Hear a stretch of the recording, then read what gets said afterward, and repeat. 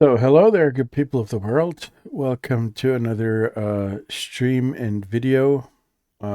Tonight, we're going to continue to fly for the BushDivers virtual airline because I have come to enjoy that quite a lot. I did a couple of videos. No, exactly. What am I? I'm telling you bullshit. I did exactly one video so far in which I was trying to explain the VA system that's behind BushDivers, and it's actually pretty. It's pretty satisfying because you have the opportunity to not only do some jobs but earn money and at some point be able to buy your own aircraft and build a small business, I guess, and rise through the ranks. It's nothing really special in terms of features. There are many VA systems out there who can pretty much do the same, but I still like the idea to fly over PNG, and I like the idea to kind of be able to purchase my own Kodiak 100, which I very much would like to do at some point if I've done enough grinding. So let's take a look at our schedule. As you can see, I've done 7 flights. I've gathered 51 points, but I'm still a trainee because the first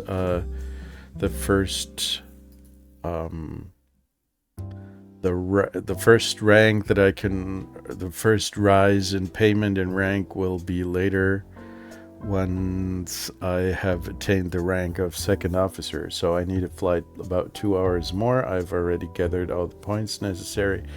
Now let's go ahead and find some contracts. Yesterday I did do a couple of flights. Oh, look at that. At Mount Hagen there are quite a big number of airplanes available from the VA, so that's all right. But no Kodiak. No Kodiak. I love the Kodiak, so I'm gonna rent one.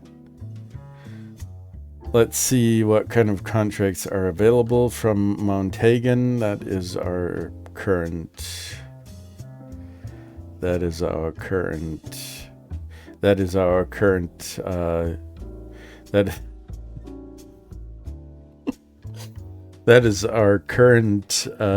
location that we are at right now.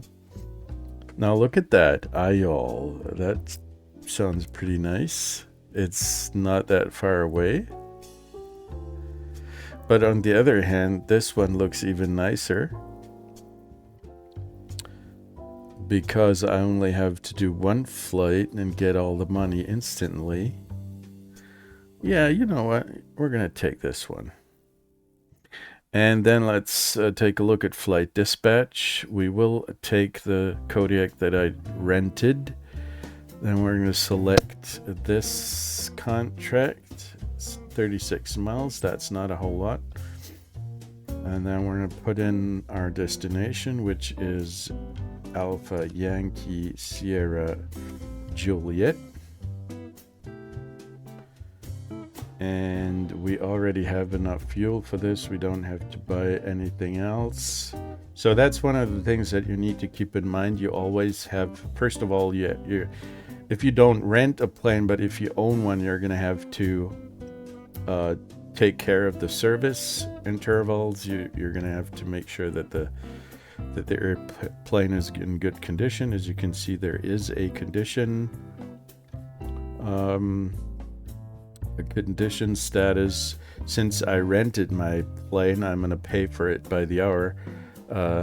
Somebody else is going to take care of the maintenance, so I don't have to deal with that. But it'll cost me $1,000 to use it per hour, which still gives me enough of a profit to put something aside. But just so you know. And then, as you can see, the Kodiak can take on 9 passengers, but we're only need to pick up 8 of them. We have really more than enough fuel for this little jump here, and we're going to file the dispatch, so it's going to show up in the dispatch list, and then I can go ahead and pick these dispatches up in the bush tracking software, which connects to the flight simulator, and I will be able to basically file a PIREP, which is a pilot report, after I've finished this contract, and then I can basically hit submit PIREP, and then it's going to send the data automatically to the system in the background if it works. Sometimes, for reasons I didn't yet have the opportunity to find out, it kind of, I don't know, loses the ability to track the flight, and then you might have to put in a manual PREP, but that's it has happened 2 times so far from 7 flights, so yeah. Let's go ahead and load up the simulator. We are going to get into the airplane at Mount Hagen, and we can actually find a nice parking spot here. That's not always the case. With the smaller airfields on Papua New Guinea, happens that you have airstrips without parking positions that are recognized within the flight simulator. So unfortunately, you're going to have a hot start in these cases where you don't have any parking positions, and I don't like that. I like to start up the Kodiak from being cold and dead. So our destination will be, we can put this in already here, it doesn't really matter, Alpha Yankee Sierra Juliet. That is Simbai Airport. And as you can see, this is not too far away, just 49 miles, including the little patterns that we're supposed to be flying. The runway, we'll see about that. So the only thing that I'll have to change is the time, because we're going to use a preset with live weather, but the time, we need to change the time, because over Papua New Guinea you usually fly in daylight, because many of the airports are not. Hi there, Norris. You can join in. I'm gonna write something on the FlightSimulator.com forums where you can join. But basically, what happens is that I will announce a departure airport. We'll gather at this airport, and then we'll go fly together. And the multiplayer server in Flight Simulator is going to be Western Europe.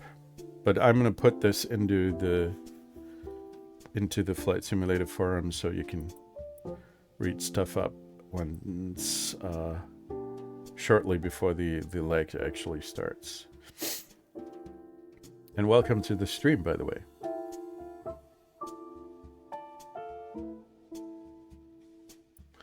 Which link doesn't work? The one here in on Discord, on Twitch. Let's take a look. My channel.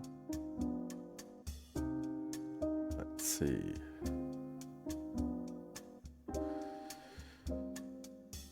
Doopsie, where's the link? Where are the links? There we go.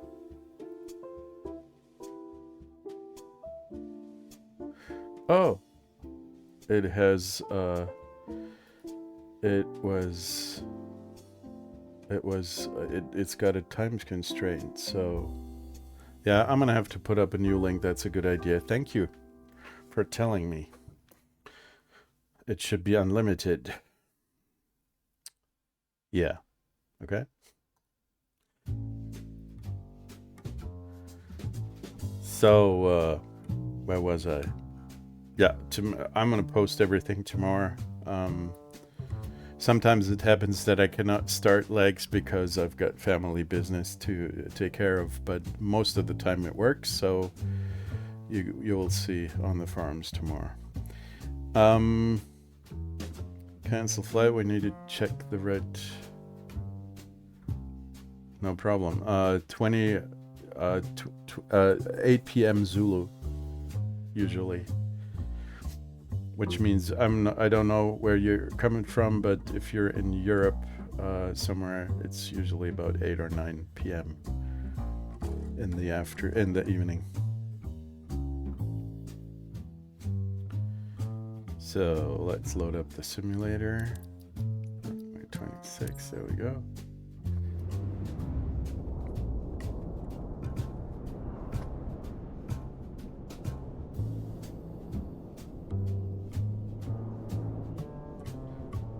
BST, is that, are you from Britain? Great Britain?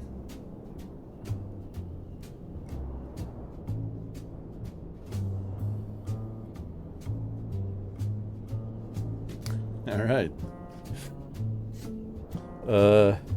Yeah, but yeah, that's, I'm not sure. Where in Great Britain are you from exactly? Which city? Don't you have London time then?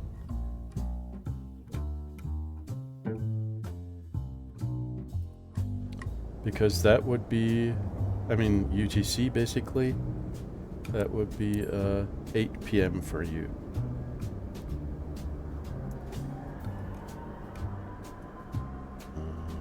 Let's enter the plane. Yeah, or GMT, right.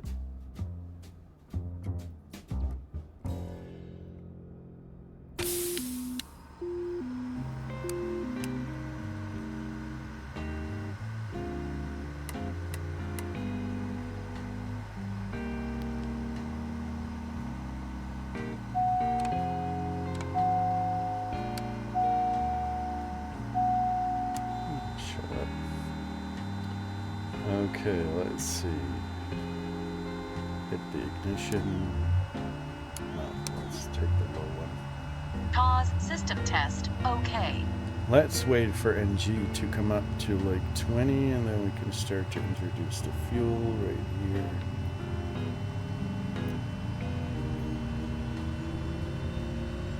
ITT is probably going to peak out at close to 600. There we go, because it's pretty warm here. So, no, it's not that warm. It's 70 degrees Celsius. We've already put in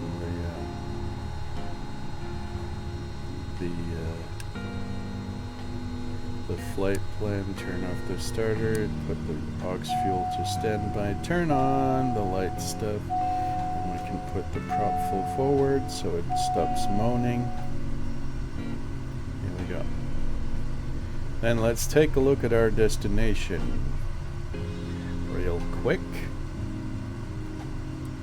And the destination is Alpha Yankee, Sierra Juliet. Let's take a look at what the runway looks like. Basically,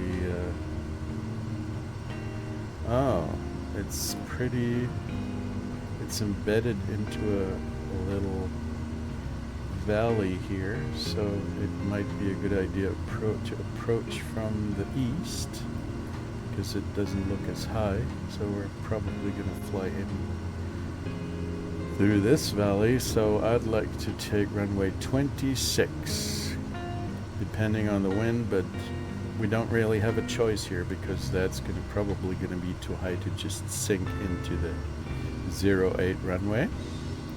So let's pick up a procedure. Let's take visual 08. There we go. Straight fly in. And we can already activate this. Yep. We go. I would like to have a flight plan available so I can see at which altitude we should be doing the fly-in. That's about 6.6. Okay. Let's do a quick check then on how high we should be flying. Usually it's about, I'm going to put the autopilot to like 11,000 on Papua New Guinea. This is a good bet.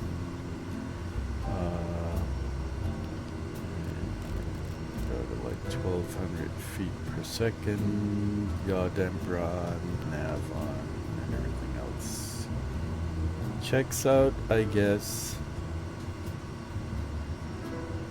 Yep. Okay, let's take a look because I'm an old man and I cannot remember every single item on the checklist. Make sure that I don't forget anything. We can listen in to ATIS at our current airport just to make sure that we get the right weather information. Automated weather is currently out of service. Advise on initial contact. You have information, Julianne. Automated Mount weather Hagen, is out of Kagamoga service. Airport. No, Information, sir. Julianne. Automated weather is currently out of service. Advise on initial contact. You have information, Julianne. Mount Hagen, Kagamoga Airport. Information, Julianne. They're not in sync Automated here. weather is The currently out of service. SayIntentions, Advise on ATIS initial is not contact. You have identical with information, the stuff Julianne. that we get from Flight Simulator. So, Mount Hagen, but that Kagamoga doesn't Airport. really matter. Inf- We're going to pick it up at a later time. Let's put in the right values here. What else? It is, we did that. Radios, so we're going to do that as well. Autopilot, we did that. Check patrols, talk to ADC, we did that. Not yet. Transponder, we're going to take that on later. Taxi lights, yeah.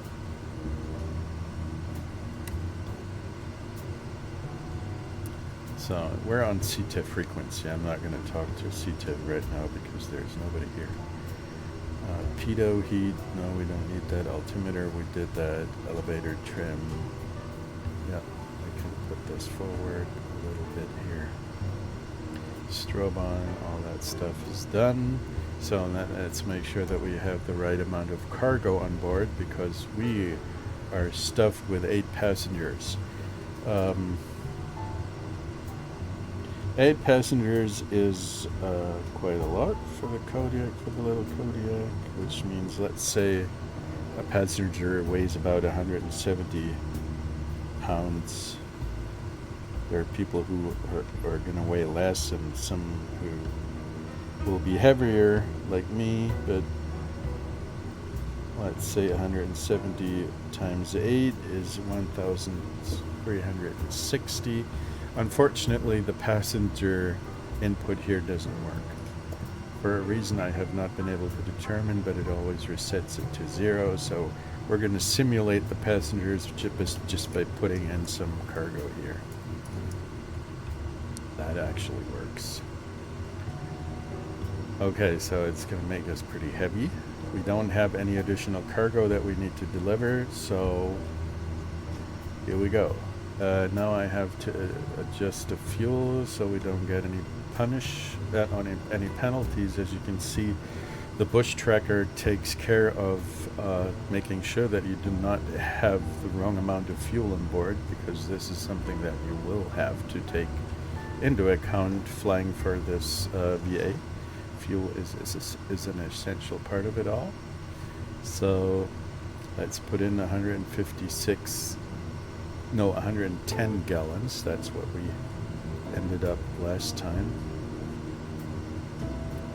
Aircraft, flight performance. And then I really do hate the way they have done this. About 55 gallons on this wing and like 55 on this wing. Load an aircraft. Now we should be good to go, I hope. Can we actually put in some... Let's see. 170? Is there somebody sitting in here then? Yeah! It works. I didn't expect that. But it fell.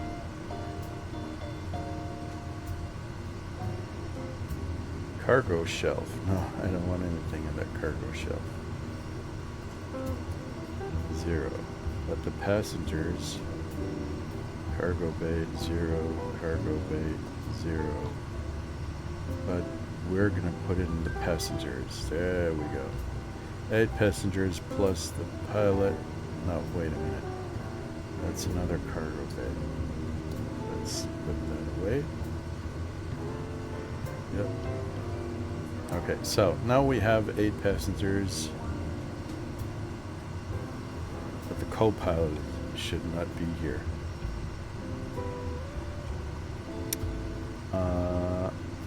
Let's take a look. The co-pilot is on the right side. So we're gonna remove one of the passengers on the right side. And I'm gonna remove, no, wait a minute, that's bullshit.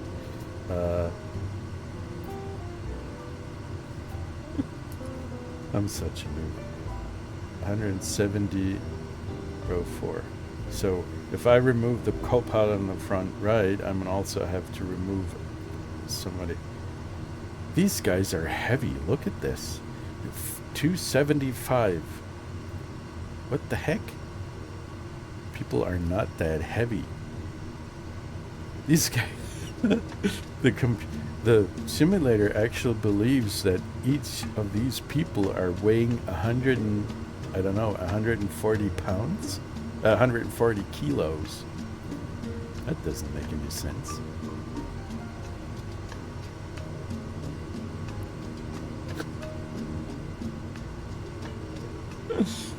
Oh dear.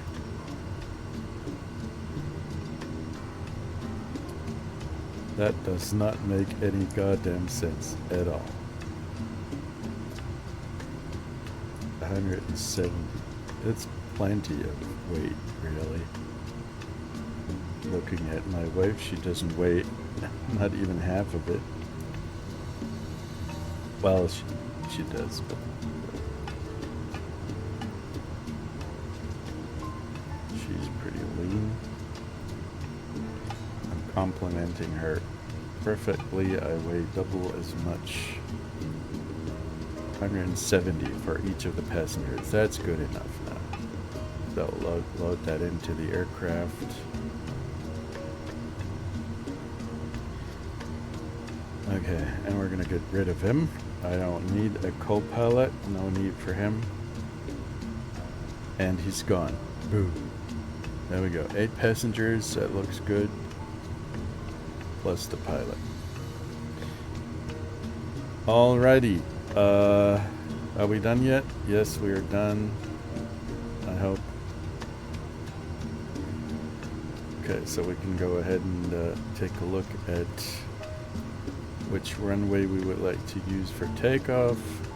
Currently, we are go to user aircraft. We're at Mount Hagen, and Mount Hagen has essentially 4 runways actually. And the wind is favoring, I would say, 08 maybe. But it doesn't really matter. There's practically no wind at all. So let's go ahead and be lazy, guys, and use runway number 30 because that's the easiest one to get to. Make sure everything is working. Yep, it is. Let's slow the flaps, make sure. Yep, we work. The elevator checks out well. Brakes. Trim is good. Okay, let's go. Let's run these guys over. I really like to do that. Get out of the way. Oh, Mr. Skinny! You're flying with me over PNG. What the hell is going on? Should I be waiting for you?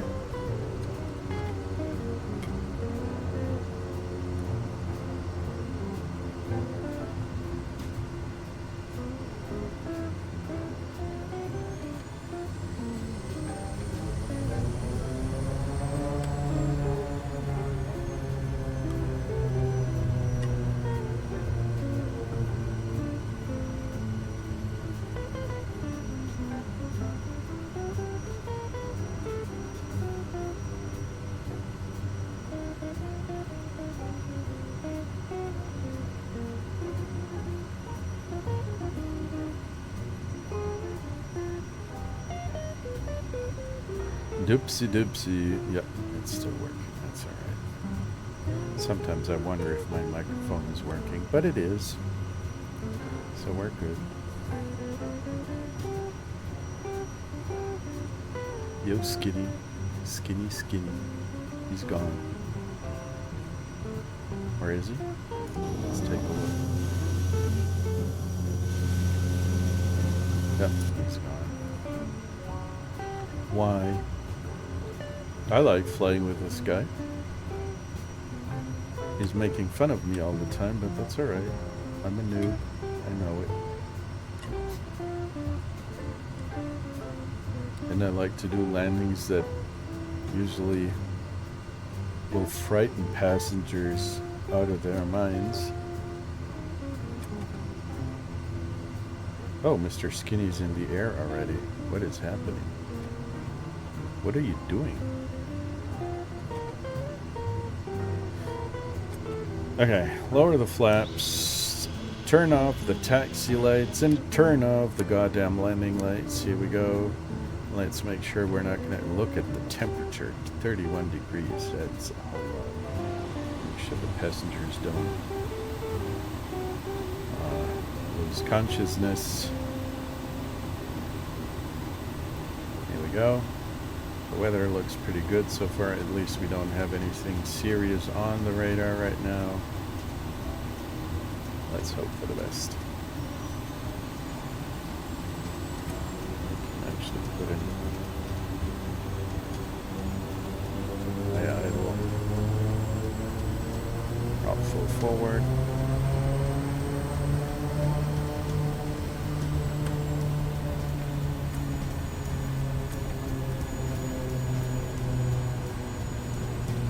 So this is going to be a convenient takeoff. Yesterday we had a little bit more difficult takeoffs because of the short runways and the high weight. Let's go ahead and do it. Let's build up the torque. Go.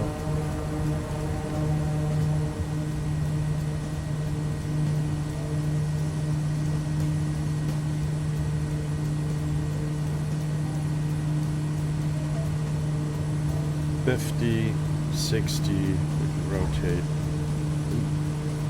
This thing is taking, holy Lord in heaven, we are heavy today. Could have waited a little bit longer.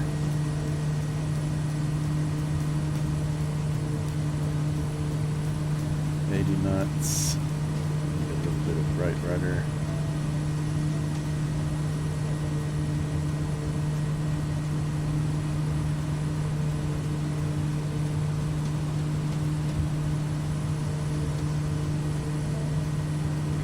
Switch to GPS on the CDI, and then we can go ahead and turn on nav. 500. Raise the flaps one 500. notch. So go ahead and, no, we can leave the horizontal on.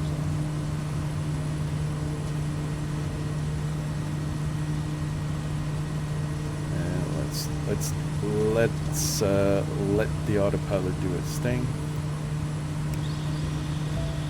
Raise the flaps to completely.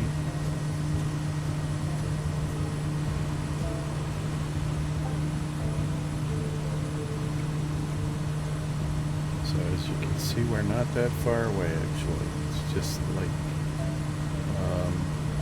we're 33 miles away from our from the waypoint that is going to lead us to runway 08. What is the autopilot doing? It's trying to crash us. I should be careful with it. If the plane's too heavy, the autopilot's going to do really stupid things. I've had that before.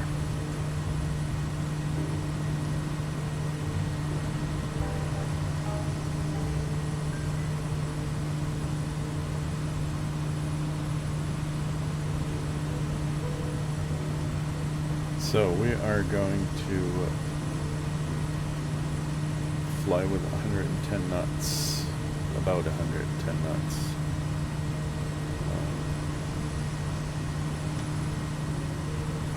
Which is the best climb rate.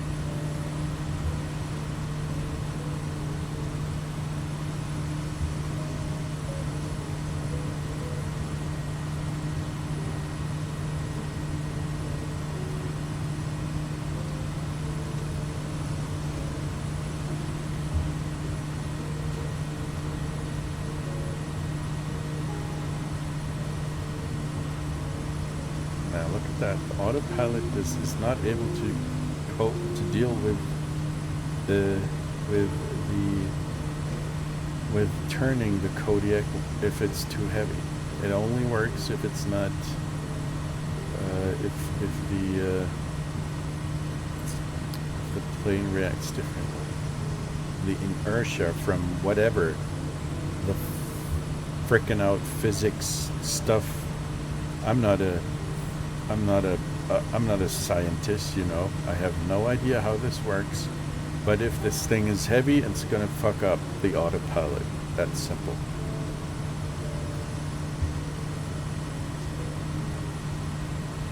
That simple. I have a strong feeling we're gonna end up somewhere where we do not belong. Oh, I forgot the generator and alternator.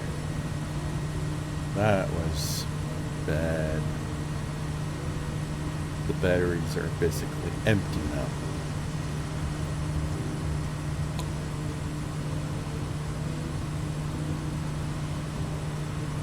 Let's reduce the climb speed a little bit so we don't stall this thing.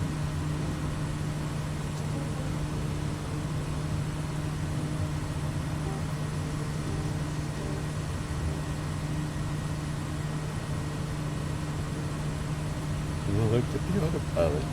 It is really trying to kill us today.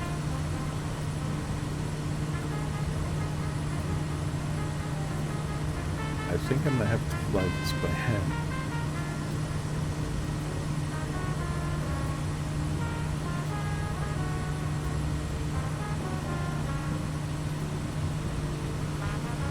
Do you have an opinion on that, Mr. Skinny? You know a lot more about flying than I do.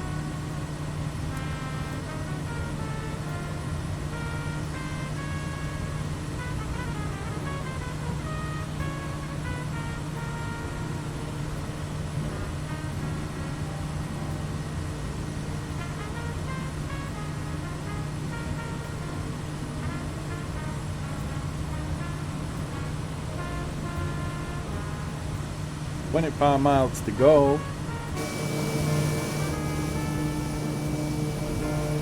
Yep, he's behind us somewhere. A couple of miles, like 10 nautical miles, and catching up. At 16,000 feet. What are you doing up high? That high.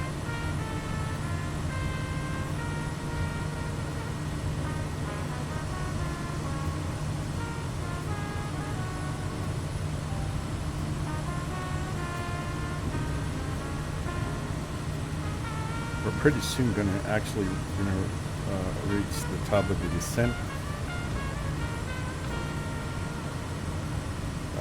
I can reduce the RPMs to 2,000 for now, and the torques to 1,200 something. And now I'm going to correct the goddamn Discord link on Twitch. Where is it? Where's my Discord?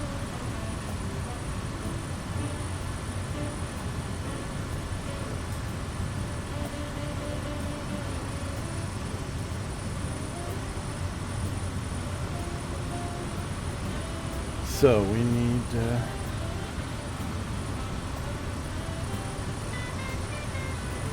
let's go to let's go to the Holy Lord in heaven, Holy Lord in heaven. it's never gonna have to work dark and the birds. Edit. Yes, please. I want to edit my links. Please. Where are my links? These are not my links. I'm also a Twitch newbie. I'm not only a newbie when it comes to flying. I'm also a Twitch newbie.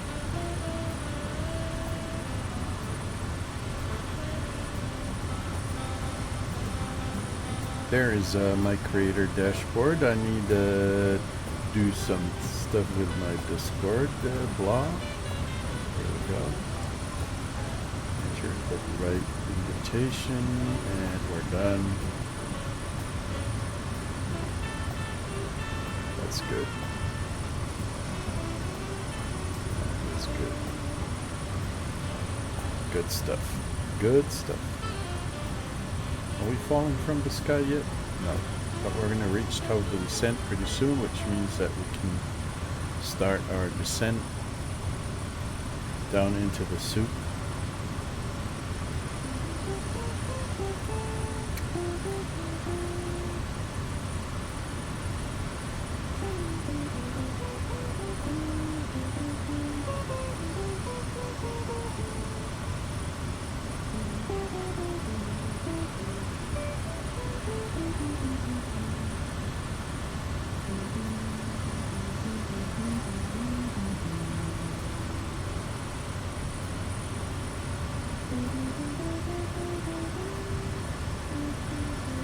The other day I was trying to reclaim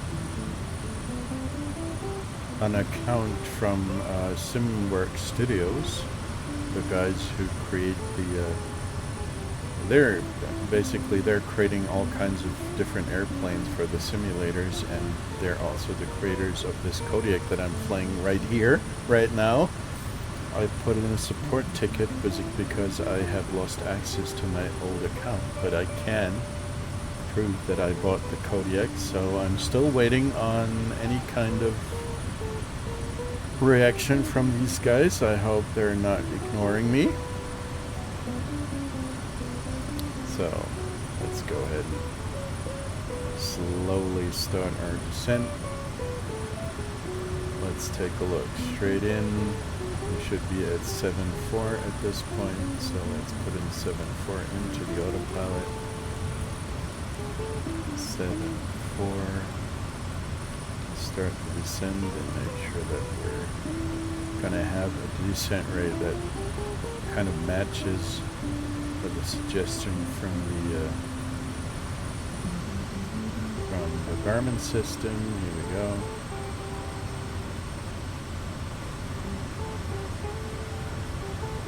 So there's the valley. We're going to fly into the valley at this point. You can see it up ahead already. This is the valley.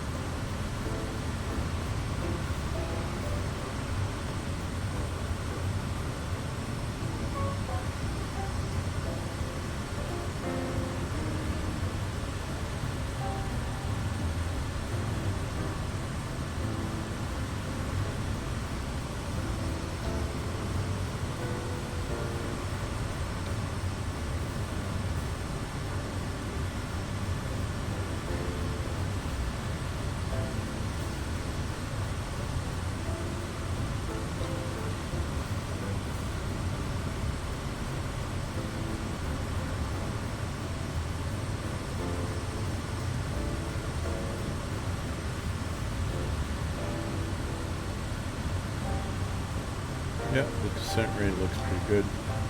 we've got this little diamond here that is suggesting what the glide path basically looks like if the diamond is actually on this particular line. I think that would be the perfect glide slope direction stuff kind of thing. But we're close enough. We're getting there. It's soon going to start to make a right turn, and let's hope we're not going to crash somewhere silly down here. I think that might be our destination. It's right in this particular. Let's zoom in a little bit.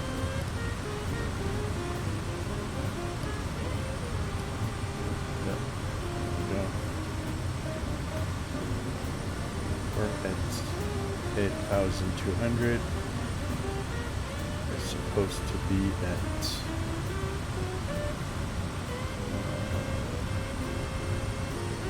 at 6,600 pretty soon.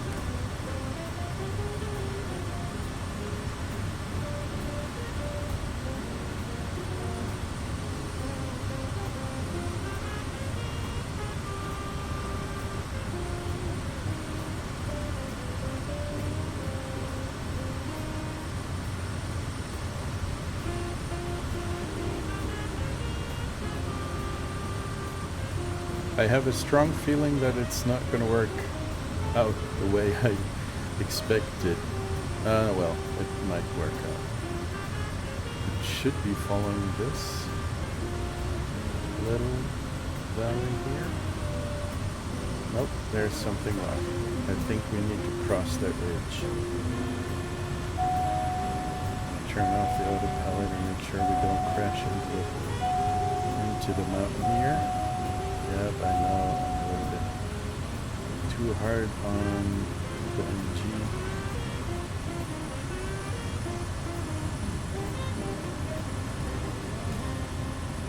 So I haven't been at this airport yet. I don't really know the surroundings, but I could have, of course, made some prior inspection, some proper planning, but you know how it is. Just want to go fly.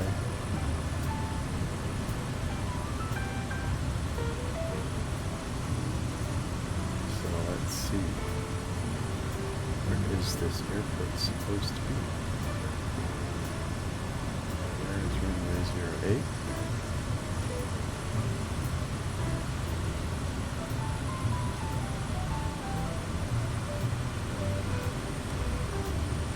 It's an interesting approach, really.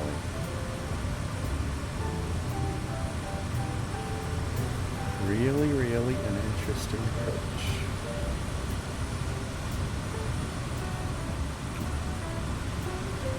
Go to user aircraft. Oh, I'm such an idiot. I truly... I'm so stupid. First of all, it's this one down here. And the other thing that I did wrong was I chose runway 08, but I was in the beginning I was already I was pretty sure that we should be taking runway 26 because that's easier to approach actually. Oh Lord. That's typically me. So let's reduce the speed and make sure we get down into the valley here. Might be interesting now with the clouds interfering.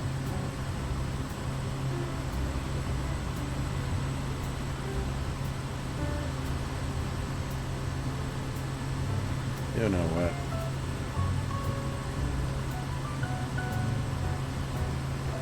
Stop doing we're going to fly heading for a second. And then we're going to do another approach. Now I'm going to change the approach to select approach. We're going to go to 26. That's better. right. Enter. So that looks better. We still should be at 6.8, so let's lose some more altitude.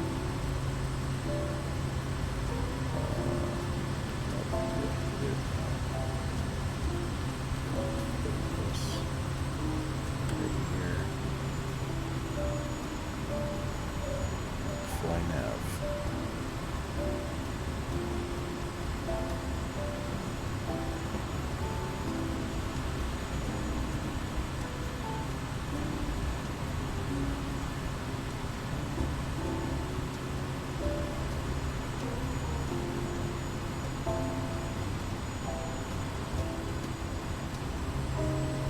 Let's make sure we don't crash. Because it gets too slow.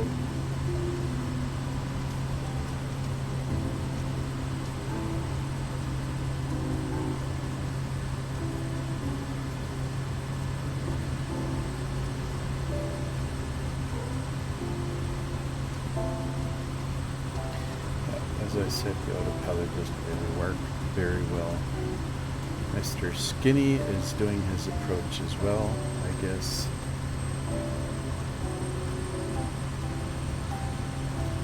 But I still cannot see the runway.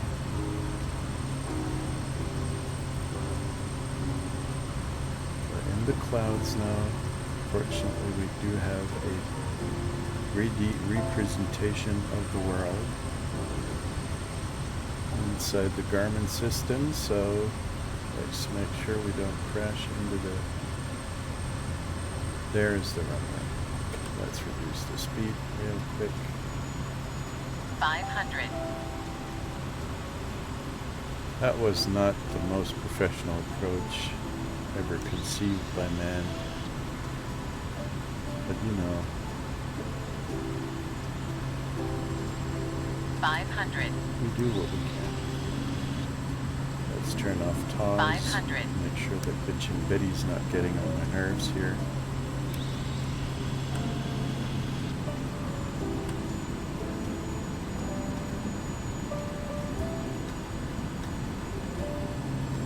I think that we should not be slower than like 75 knots because of our huge amount of passengers that we have on board.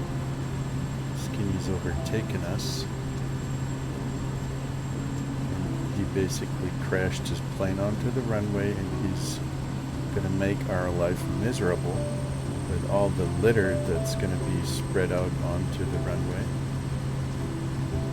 Oh Lord. This is an interesting approach, it really is.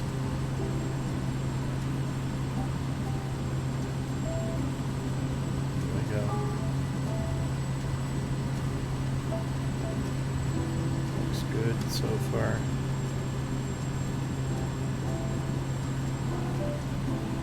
That's one son of a bitch approach, really.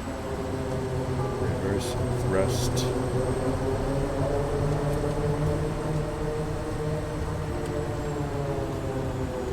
Okay.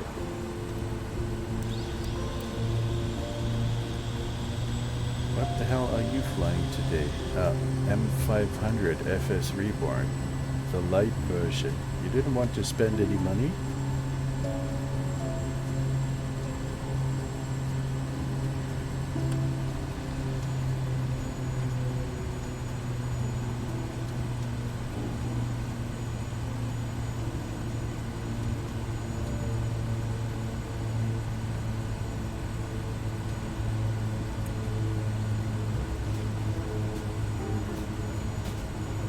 Okay, let's park up.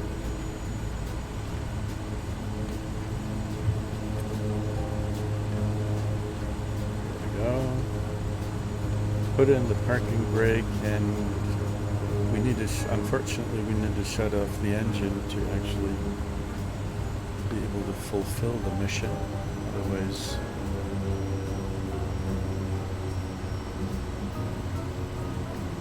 oh, you gotta be kidding me.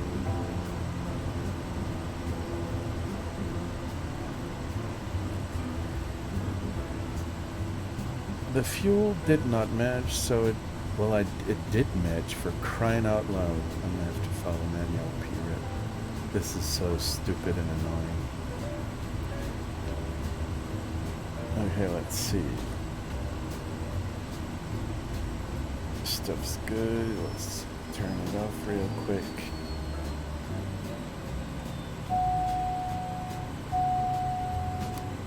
I'm gonna do manual PRIP just to make sure that I don't miss out on my frickin' stuff. Dude. Shut up, plane.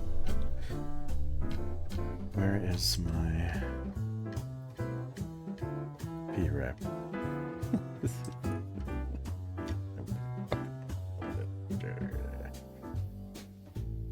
The amount of fuel that I used was about, we had 110 and now we're at 92, which means basically we used up 18 gallons of fuel. We flew a distance of about, let's see,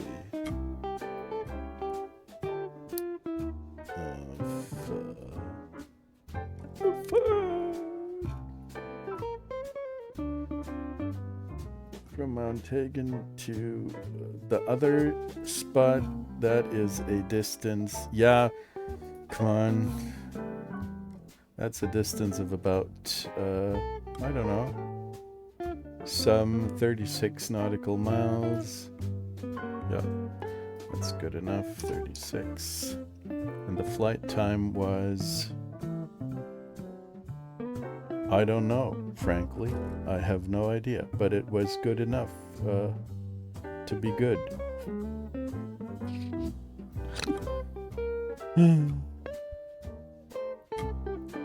Let's say 95 hours. I don't know.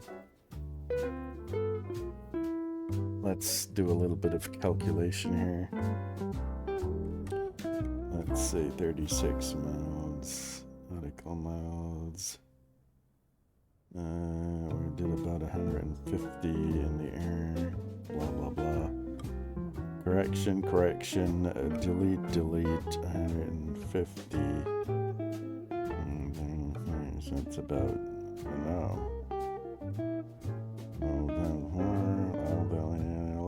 Let's say 20 minutes, something like that. That should be pretty accurate.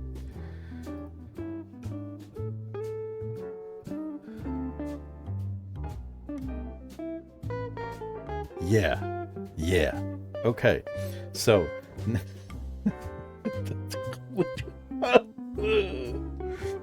I want to do another flight. Skinny, are you with me? Can you say something on the frickin' channel here? Twitch stuff? Let's find some contracts. I mean, he's flying with me all the time, but he's not saying a single word. What is going on? We are at Alpha Yankee Sierra Juliet. 5 anthropologists. Sure.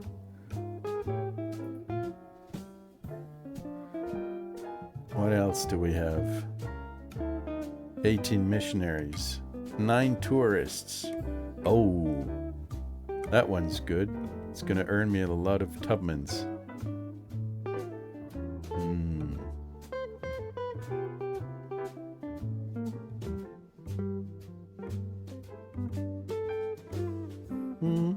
I think I'll take that one. Okay, fetch the disc. What do you mean? Oh, I need to do some. Here we go. 9 tourists. And our destination is Alpha, Yankee, whatever, and Delta. And set. Yeah, that looks good.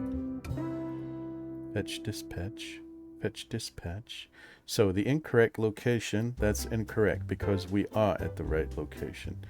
And we also have the right amount of fuel, so we can actually go ahead and start the flight. I'm gonna have to restart my Kodiak. I hope it's cooled off enough for now so that my engine doesn't blow up. It tends to happen, I'm not joking.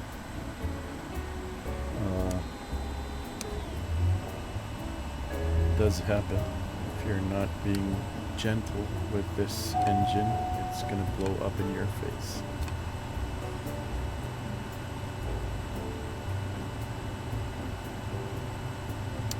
The NG's at 21, so we can start to introduce the fuel, which we'll do. Let's see about the IGT. That should peak out at about 750, something like that. Yeah, there we go. That looks good. It's not gonna blow up.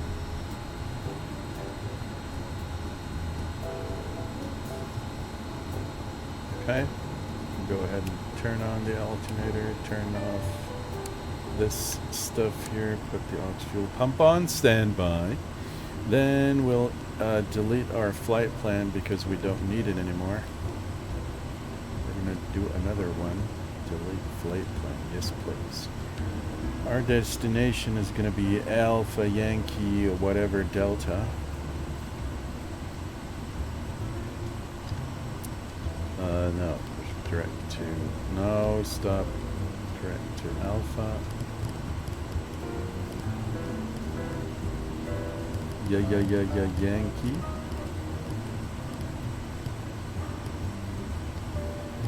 Whatever. And Delta. Wapenamanda. Wapenamanda. Okay. There we go. That's about 44 miles. That's a good. That's a nice distance. Already go ahead and no, I'm not going to make the same mistake.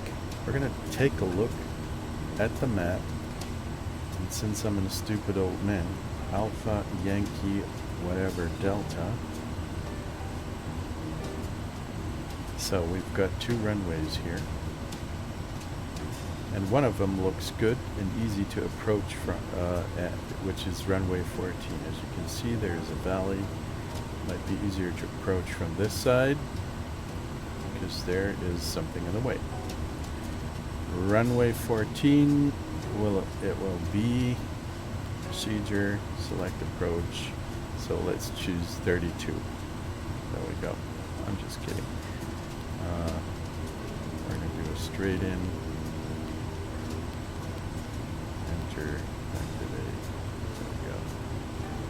Over here we can see we should be at 7.5.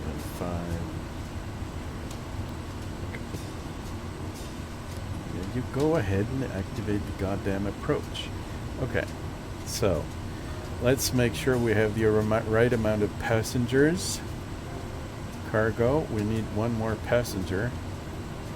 We're going to fill up the co-pilot seat with 170 pounds of flesh. Load in the aircraft. Let's make sure the stuff in here is still correct. Yes, it says we're at the right we're at the right departure point, and we have the right amount of fuel on board. So we should be good. Look at all these faces. Anything else? Prop full forward. We can turn on the landing lights already. Temperature is 16 degrees. Stuff looks good so far. I don't need ATIS. I'm just going to do it and hope for the best. Anything else? Pitot heat. Altimeter flaps 20. We can put down the flaps. That's a good idea. And then we should also put the trim back to take off. Strobe on, we did that, I think. Nope, we didn't. It's always good to check your checklist. What else? Landing lights, no. Yes, taxi lights, blah, blah, blah. Everything else is good. I love checklists. Mr. Skinny, Do you like checklists? Still not talking to me. Controls should still be working. We haven't left the plane so far. Release the parking brake and let's get on with life.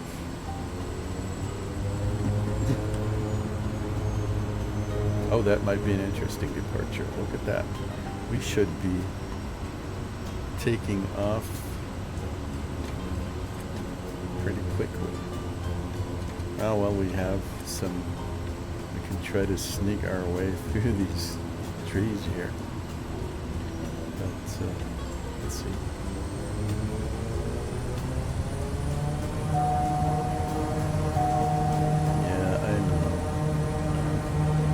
Actually, I'm going to turn off SayIntentions for now. I don't really.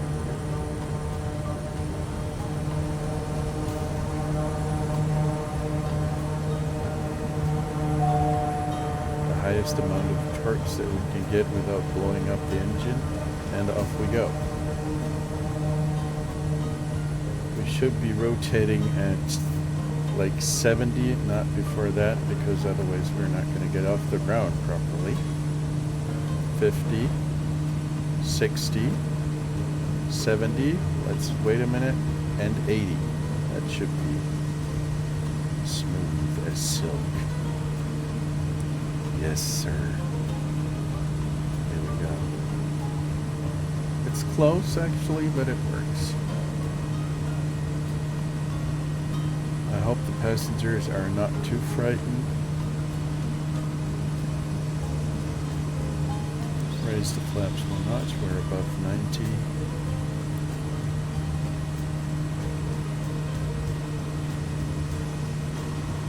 And we're going to have to gain a little bit of altitude before we turn around.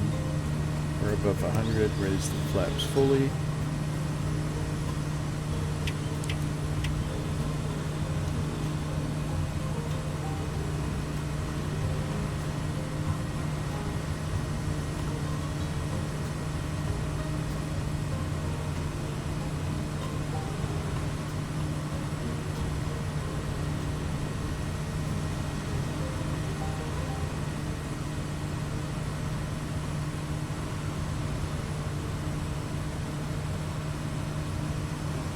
I forgot to configure the autopilot. Let's do that real quick.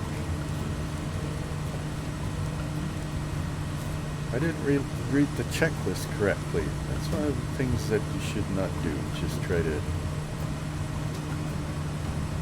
do it as quickly as you can. That's not a good idea. You should do it thoroughly. Every single time. I think we're good to turn around now.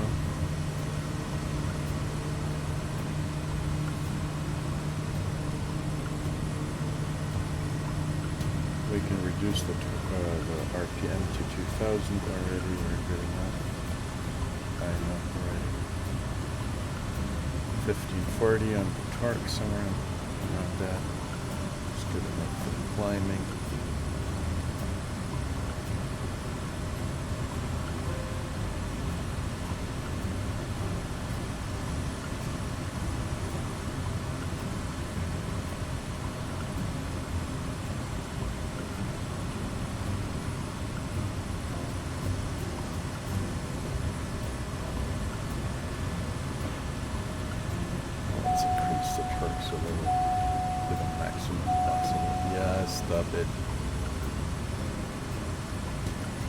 That's one of the things that are nice about the Kodiak. It'll tell you if you mistreat it, and it's going to punish you. Look at the amount of hours. 100. I actually flew like 37 hours. Oh, I should let the autopilot do the flying if I'm talking to people watching the instruments. And it's working. We're quick enough. Actually, we're flying fast enough that it's working. So, what was I going to say? Look at the hours that I actually flew and the hours of perceived flying time. So, I've actually mistreated the plane quite a bit. 159 hours on the clock. I'm not sure how they measure this, but obviously my performance wasn't the most convincing. We're going to turn on tires, pause again.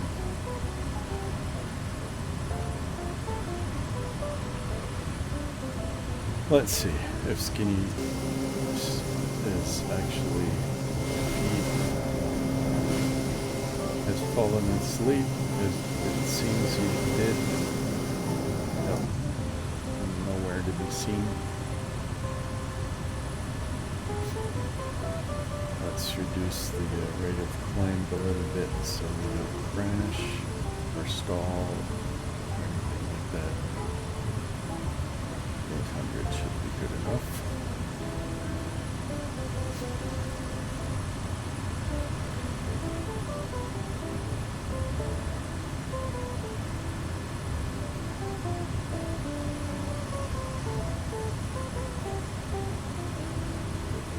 Yada, yada, yada. Yeah.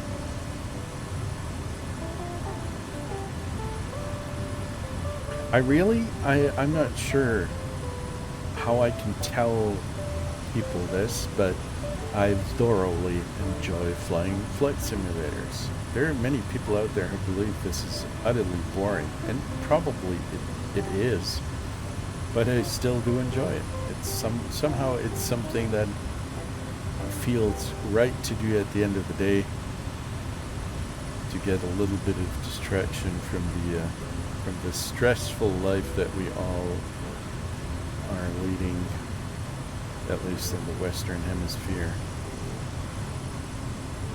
living in societies that have forgotten how to relax. And this flight simulator is actually fun, and it helps me relax. So it is the perfect pastime. It is completely useless, and it is fun. There you go.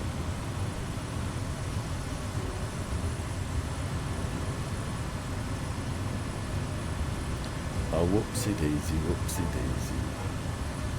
So we can go ahead and reduce. Let's take a look at I do have a checklist for the amount of torques that I should be using. We're at 11,000 feet, that's close to 12, and we should use about 1,100 something torques at this altitude to be fuel efficient, as best as possible. Oh, there's the fuel flow, that's pretty cool. 250, that's a good value. Usually we're above 300.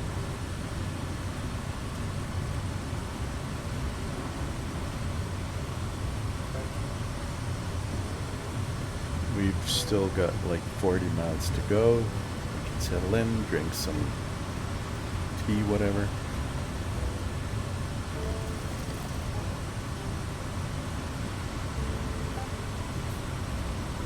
I'm taking a look at the SimWorks Studios Discord here,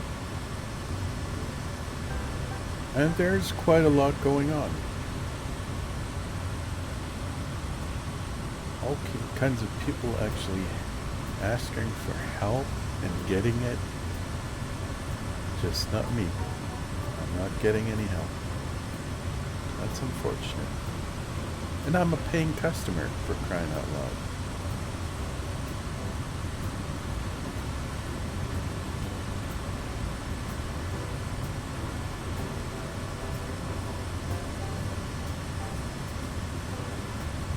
There are people which have really very, very curious nicknames. There's someone who's joined the server whose nickname is Nutcase.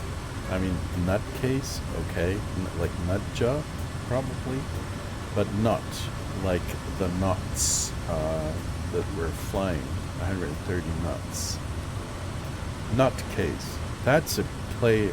That's a word play of epic proportions.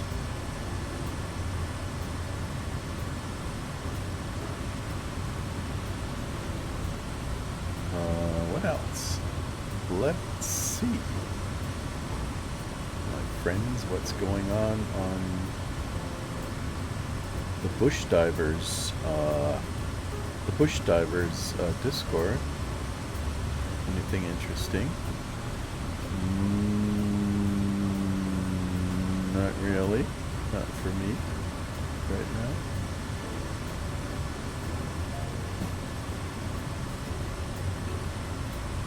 A whoopsie daisy, whoopsie daisy.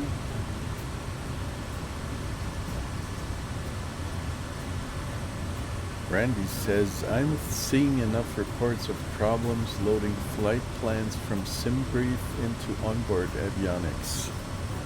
Various aircraft, but always a version of MSFS 2024. You'll revert to 2020 for a while. Huh. Well, you know, 2020 is a much more mature and stable platform anyway, so I don't blame it.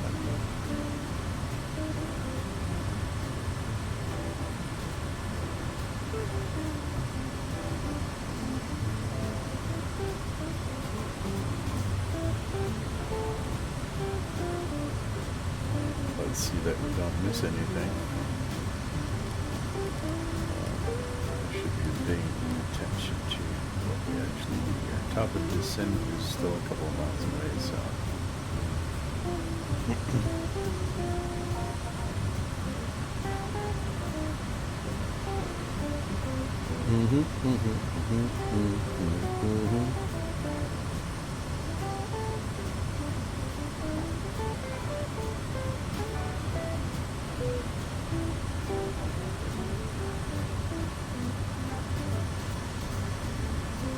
Actually, you can see right here the minimum NG that you have if you want to start the engine, if you want to introduce the fuel, is 14%. But I always wait until like 20.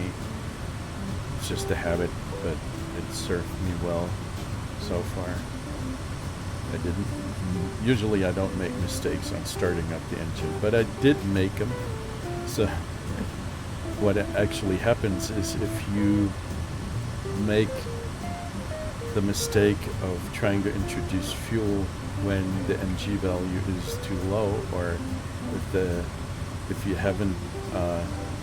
you didn't give the engine enough time to cool down before you start it up again, then it's just gonna blow, and you can actually hear it. It's gonna explode in your face and into your ears. You're gonna know when that happens, and that's not a good thing, really. It's not good. The engine doesn't like it if you blow it up. I'm not aware that anything that you can make these kind of mistakes in a Grand Caravan, for example.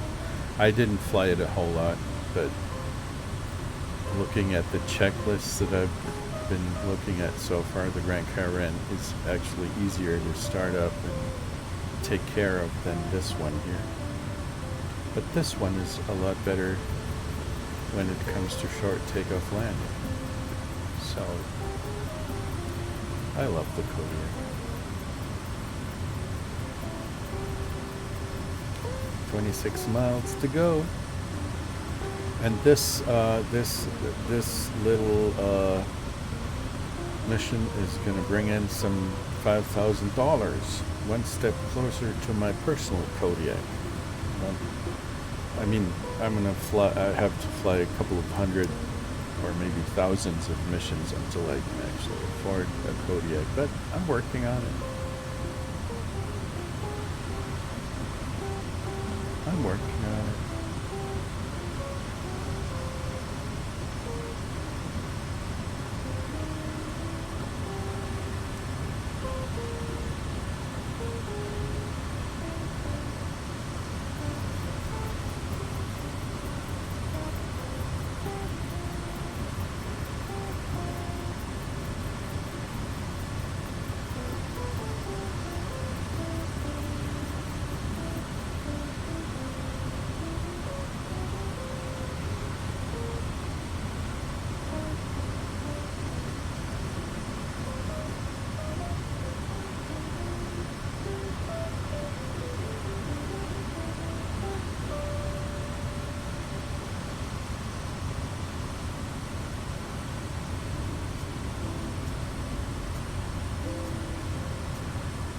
So let's see, top of the descent is slowly but steadily approaching. So we can put in 2,000, 7,000 and I don't know, something interesting. Well, look at this. I'm not sure if we should be doing this. Let's take a look at the map actually to make sure that we don't crash into the mountain here. Let's see, Wapanamanda, runway 14. We're going to come from this direction over here, as you can see. We could fly through this valley, actually, manually, and then turn left towards the runway. I think we're going to do this just to do a little bit of manual flying through this canyon because it looks quite interesting. There's a little bit of altitude here.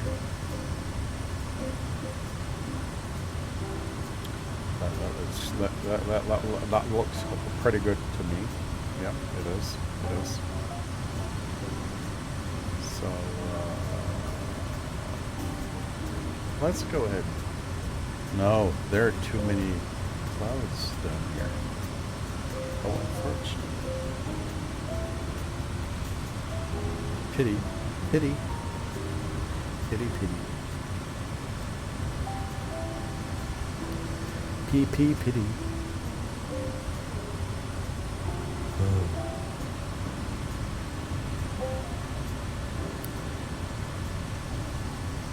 So, what are we gonna do? Like, cry and die, maybe. That could be a good idea. Because we're not able to descend, really, until we're here. Otherwise, we're going to crash into the mountains right there. Hello.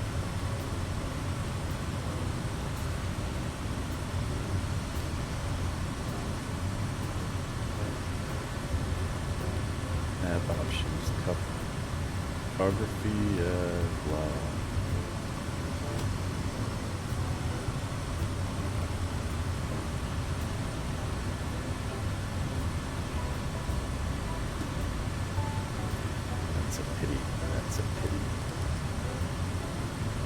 It might actually be easier for us to approach from the other direction.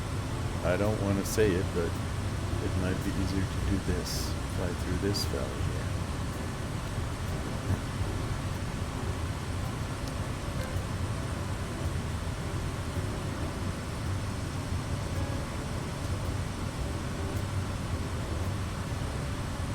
Yeah, we're going to do this. We're going to fly through this valley.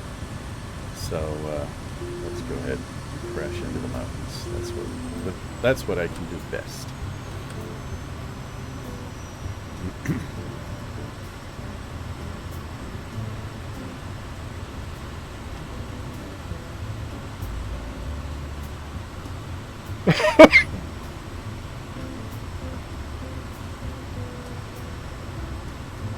It's actually pretty silly what I'm doing. It's silly and stupid. I shouldn't be doing this. Flying through the clouds when you have no sight of the surroundings, and if the mountains are high enough that you can crash into them. But since I'm still silly and stupid, I'm going to do it anyway.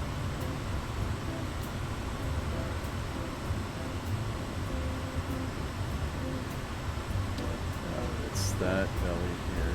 No, it's that valley here. What we're talking about. I don't know. It all looks the same, basically. It all looks the same. It really does. No, it's probably this valley here. Oh, it's the same. Yeah, it's this one here. With the nice little river. That river is actually... That's pretty good. Because it's going to lead us through a valley that we can work with. I hope. Oh, here we are. We can actually see something. It looks like it's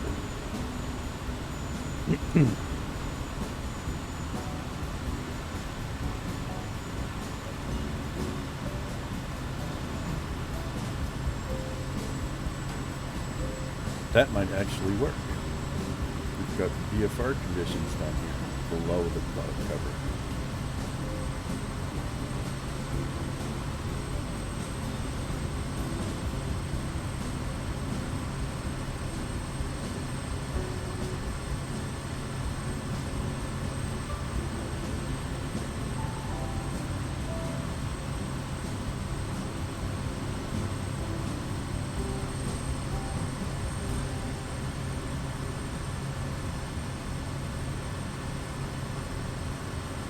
So we're going to make a little flyover just to make sure that I get an idea what the runway actually looks like and what kind of situation we're going to get into. We try to land there.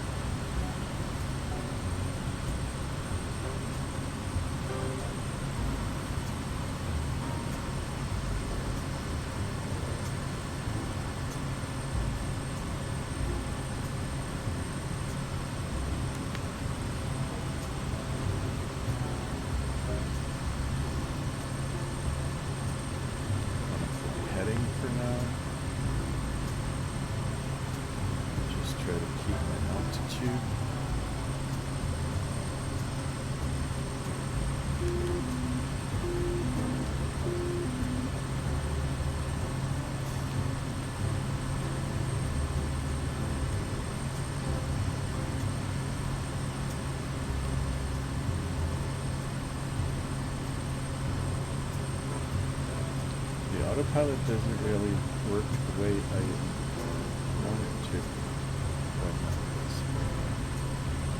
So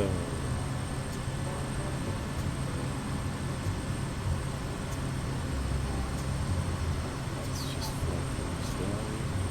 Hello, how about you fly heading, you stupid plane?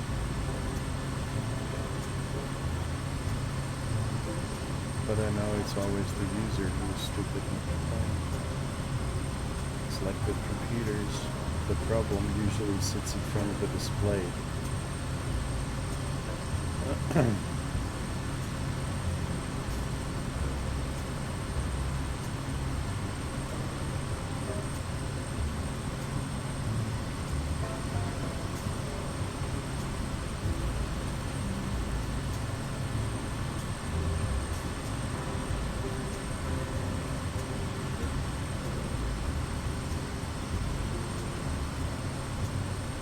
There's a bit of turbulence here.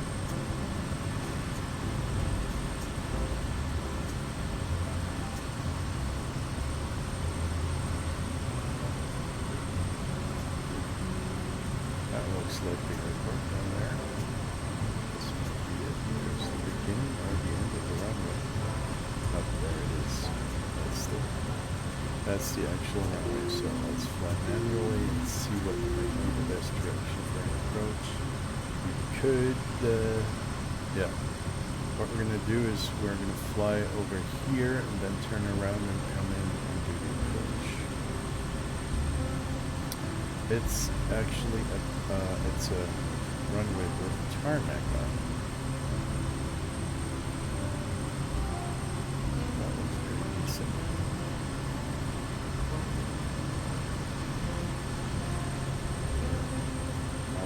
Plane. That looks pretty good.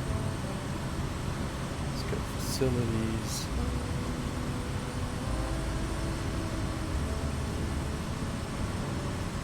And there are not very many potholes that we're going to break our gear when running into them. So let's fly to the left and make a right turn.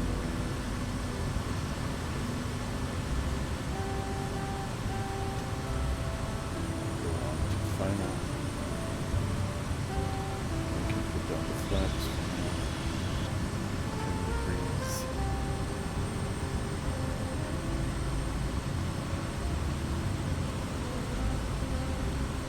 Put the pedal to the metal.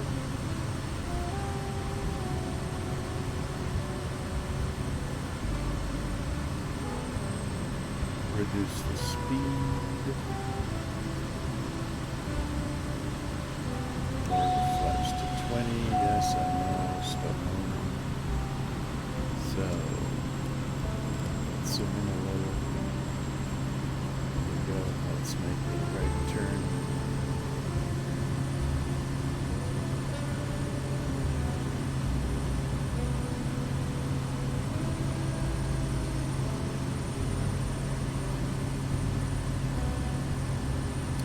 The plane really feels heavy with all these passengers aboard. Makes a huge difference. Okay. Let's lower the flaps even further.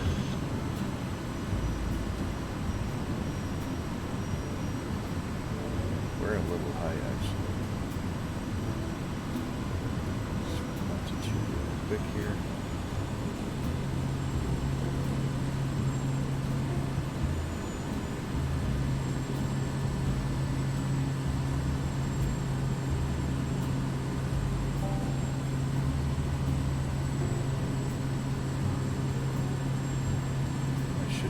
Drop the speed below 70 knots.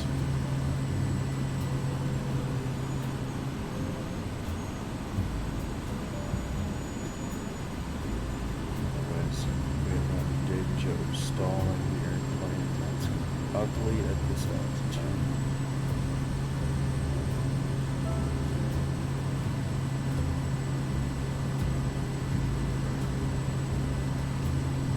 Five hundred. 500.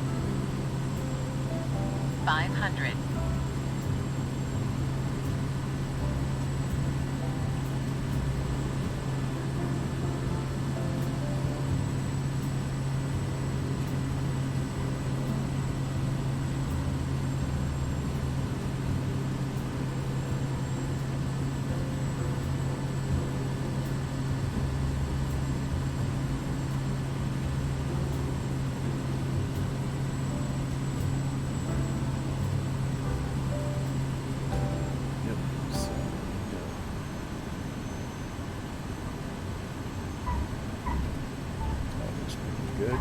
Smooth. We don't need reverse thrust here.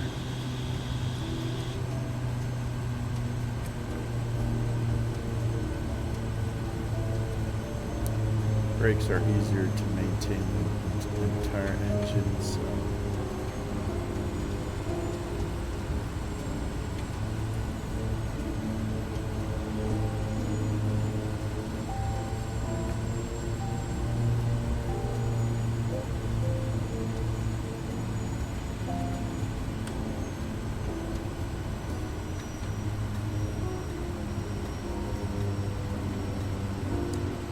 here we are. That wasn't so bad. It's going to earn us some pretty money.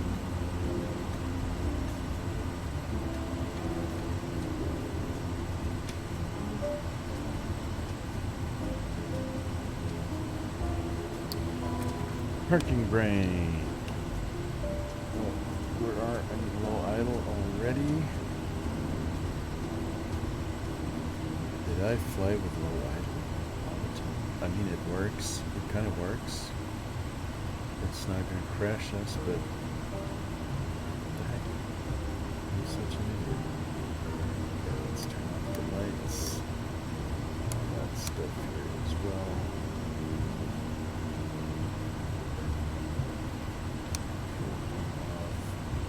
Let's wait a minute until all the values have settled at their lower.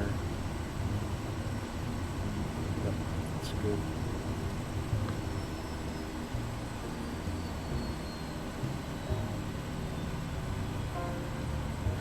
Shut up, shut up. Lumpy lump. Turn it all off. Now we can go ahead and submit the PREP. Here we go. And that was it. What's the time? 22:16. We could do another one, maybe.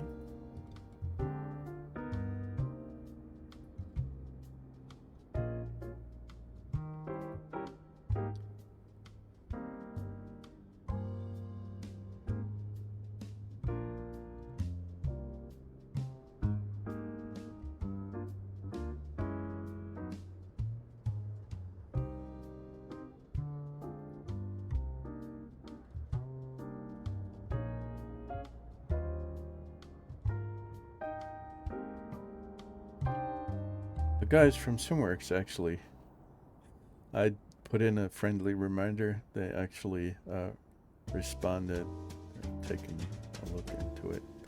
So let's see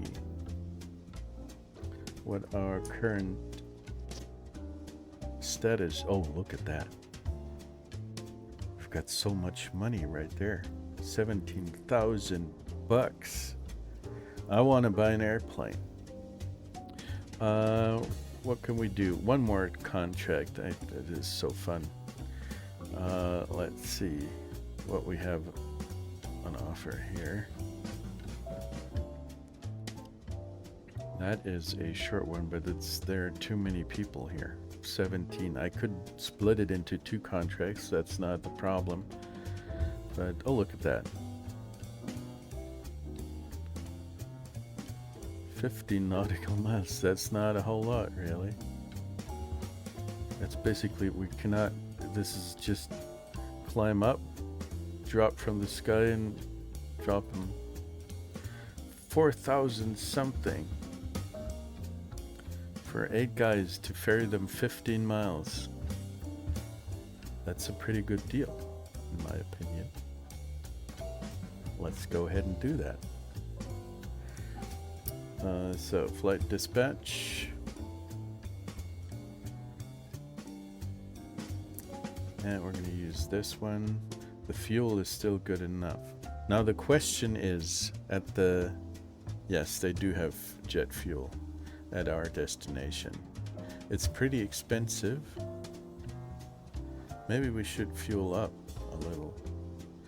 What's the price for jet fuel at this place? $2.76. That's, no, $4, sorry. $4. But that's cheaper than here. Huh. Let's fuel a little bit. Let's fuel up a little bit here. Let's buy some 100. Let's go to 120 gals. There we go. Okay, I think we should put in the destination, Alpha Yankee Uniform Quebec. That. Okay, file dispatch. Here we go. Where's our bush tracker? Where is the bush tracker? There it is. Let's fetch a dispatch. That's good. The fuel doesn't match. We're going to change that in a second. We can go ahead and do this right now. Reset the view. And then, how many passengers do we have? 8. So, we're going to throw out the co-pilot. I don't like him anyway. He's always blocking my sight. And then fuel. We're supposed to have 120 gallons of fuel, so let's put in 60 on each side. Here we go. I never would like to run low on fuel, so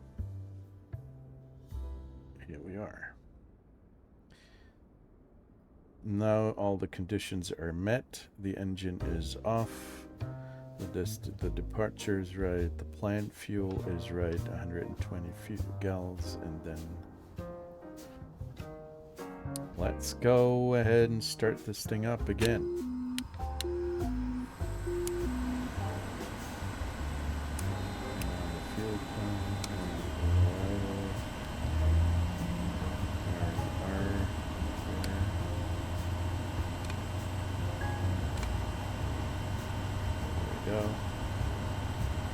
G's at 21. Let's introduce the fuel.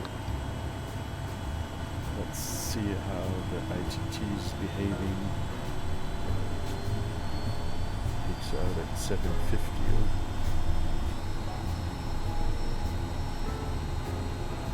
That was close.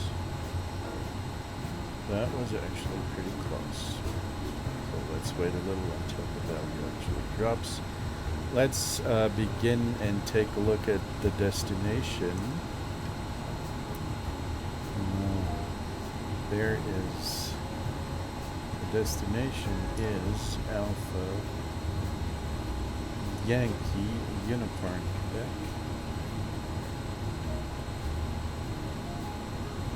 Let's see.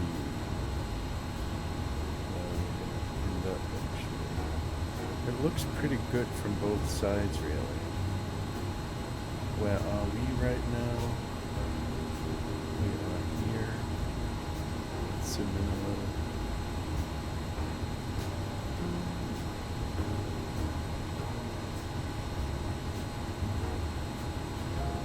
We could go ahead and fly this manually all the way, because we can just go ahead and follow this little valley here and then make a right turn and land on runway number 13. That might be the easiest way to do it, actually. So let's go ahead and do that. What was that? Okay, let's use, oh, I should turn off the fuel pump. On, put on the lights. We can already turn on the landing lights, nobody's going to care. The prop forward. Flaps we're going to put down once we start. My idle's going to come later. So let's go through the checklist. It is, we don't need that. Radios, we did that, so we don't need it. Autopilot, we don't really need it.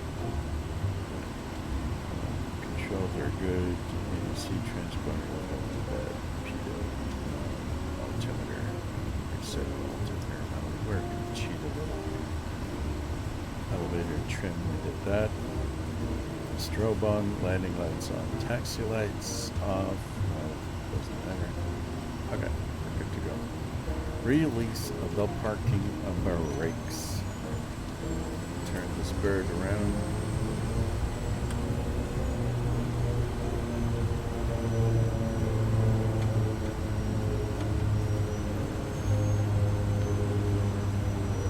Let's lower the flaps. So, you know what? We're going to take runway number, we're going to take runway number 14 for this. Turn right here. Have a very tiny bit of tailwind, but I don't really care about that.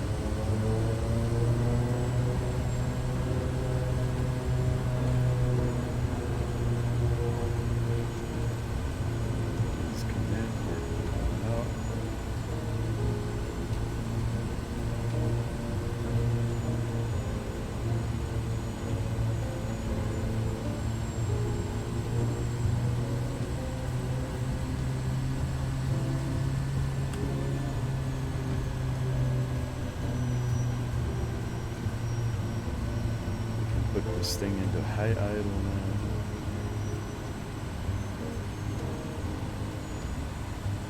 You have to do it slowly, otherwise the engine's kind of stalling. So what, if I remember correctly, what it actually does is the low idle is basically just going to lower the idle value. So if you're flying in low idle, it takes longer for the engine to actually react to your inputs, because it's going to have to spool up a lot more than if you keep it in high idle, which makes it easier to adjust the throttle while in flight. So 28 degrees of flaps. This stuff is all, the harnesses are unlocked, but I'm not going to crash into the windshield anyway. Everything else looks good. Flaps 20. Prop forward. Doesn't really matter. If we're going to crash, we're going to crash. Build up the torques.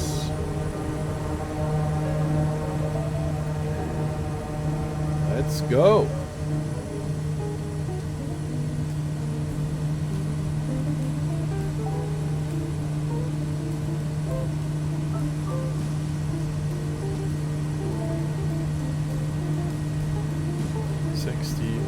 Slowly rotate and let this thing take off by itself. That did the trick.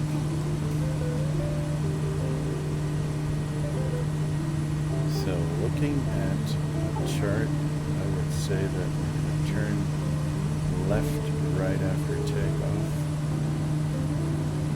and follow this valley over here. We're above 90 knots now. We can raise the flaps one notch. Jump the nose up a little bit. We're above 100. We can raise the flaps fully. Trim the nose up a little bit more. We're basically flying out the same way we came in.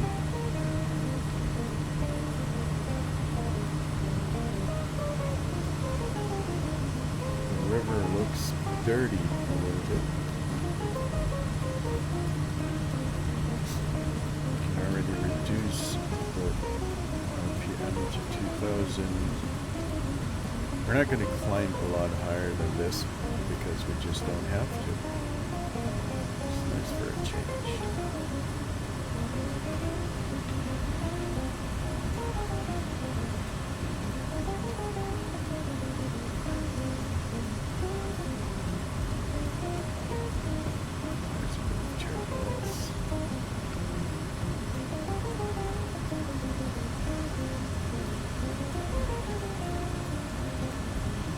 Let's go to like 8,000. We're going to fly heading. Go.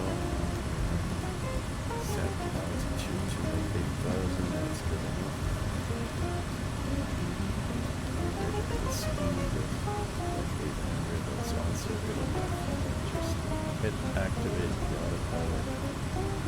Wait until we get to the desired altitude. That might even be a little bit too high considering the... No, we're going to fly down. It's more fun. Let's lower the torques to 1200 something.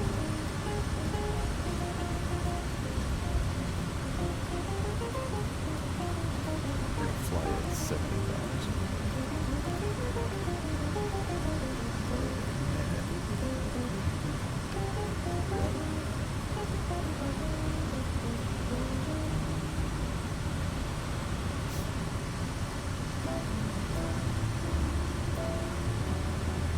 That surely is some easy money, really.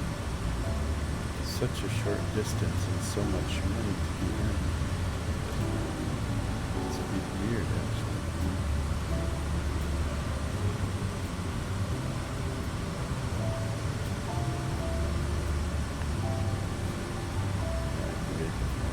No, wait a minute.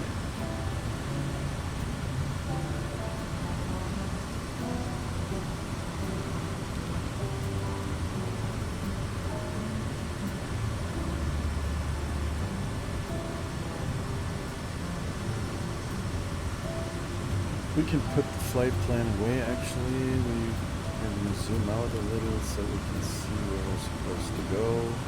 That's the place we need to go. So So we're going to fly through this valley here, make a right turn, and then land. I would like to go ahead and delete the flight and at least put in the destination, which is Alpha Yankee Uniform Quebec. What is going on with the clouds?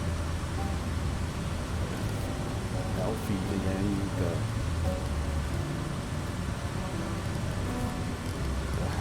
Alpha Yankee Uniform.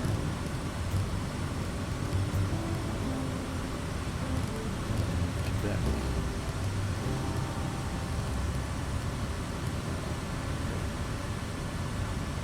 Humveretta Airstrip.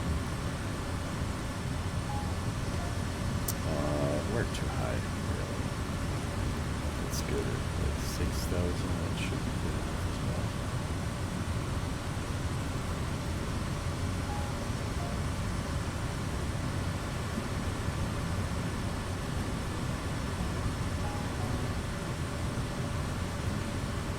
I hope.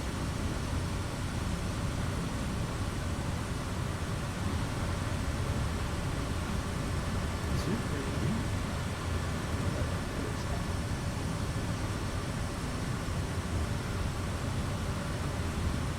Okay, let's make a right turn here. Fly to this direction. And there is, that's our destination. So just fly to this direction here, maybe, and then make a right turn. Take a look at the runway situation.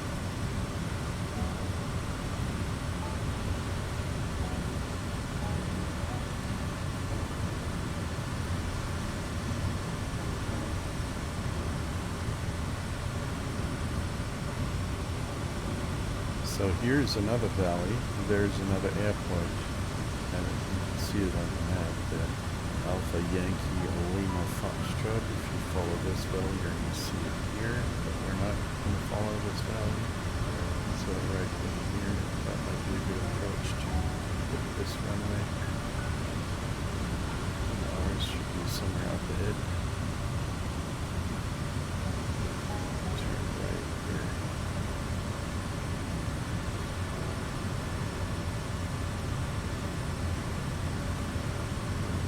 See something. Might be that one here. It's always difficult to make out in the distance because the resolution of the terrain is pretty low.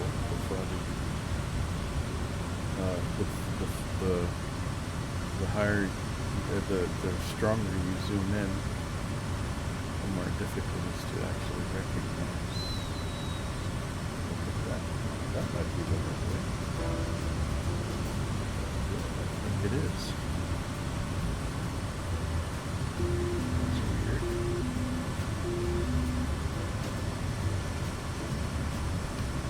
Let's reduce the speed. Is that my runway? Really? Yep, I guess it is.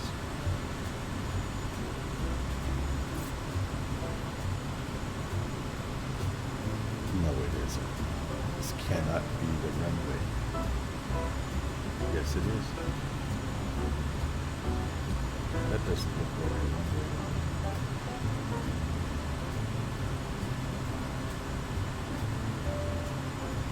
No, this is not the runway, is it? Oh, yes, it is. Okay, let's fly over it and make sure I have an idea about what's going on here.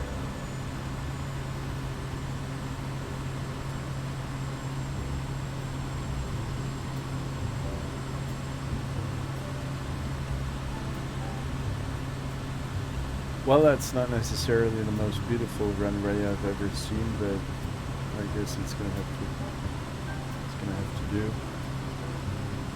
Now there is the The house is actually pretty close to the runway. I wouldn't have lifted there, but it's their house.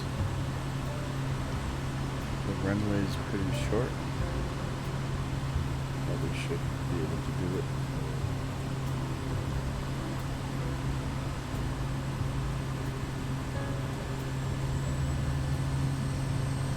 Let's go do a left turn. The runway has, that's runway number 13.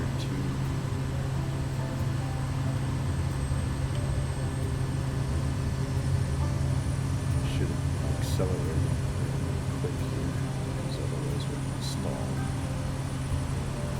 The runway is, how long is it? It's got 2,000 feet. That's good.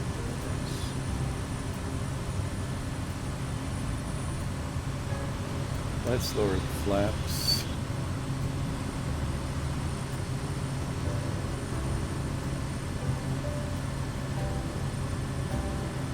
Even further.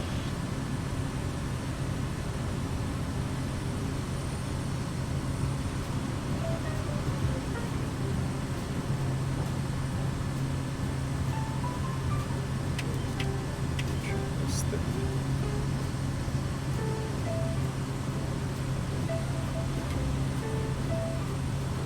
20 degrees of flaps, and then let's start turn.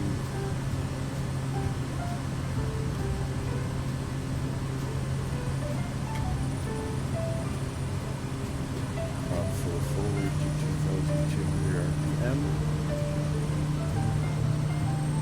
And flaps down fully. Reduce the speed to like 75 knots.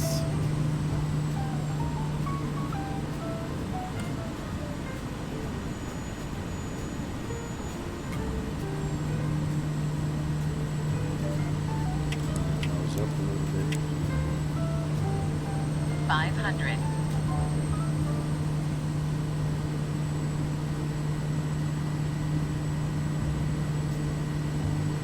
500. 500.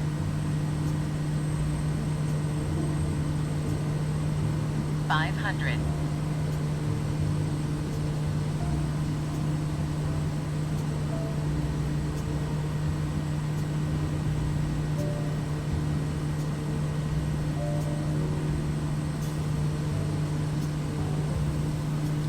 They should be cutting the trees left and right a little bit because it's rather narrow to fly in here.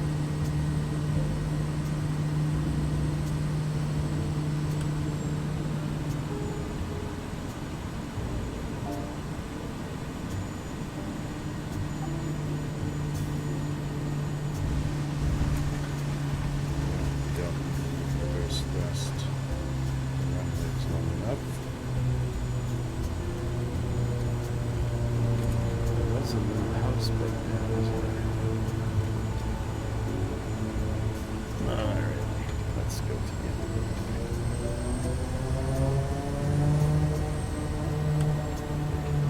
low idle.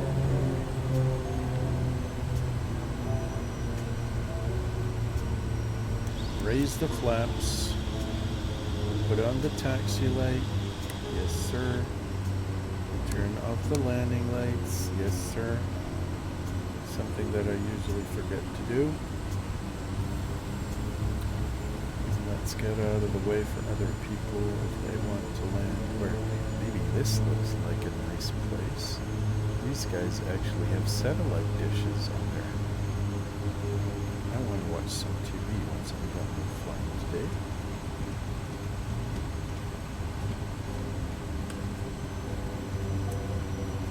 They do have nice houses here. No question about that.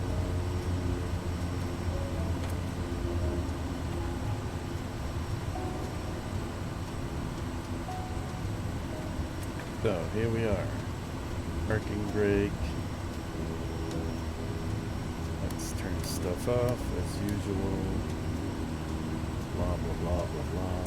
Turn off the fuel pump. Blah blah blah. wait until the engine settles in. At the lower boundaries, it does cut off the fuel. Boom. Oopsie. And daisy, turn it all off. Doop, doop, doop. Okay, so we can submit the PREP. This time it did work as well. Hit it. Close the software and take a look at the website, how much money we've earned right now. Oh, look at that. We're close to 20,000 bucks. Nice. Okay. I would say that was it for the day. Well, that was pretty good. I do enjoy this. Flying over Papua New Guinea. It's quite an adventure. So, in case, I think Mr. Skinny has left me already, so everybody else and him, I wish you a very nice night, day, evening, whatever, wherever you are. And I'll see you pretty soon, tomorrow night. If things are not going to be messed up, I would say that we're going to fly tomorrow night, and we're going to do the Pacific Edge tour. Take care.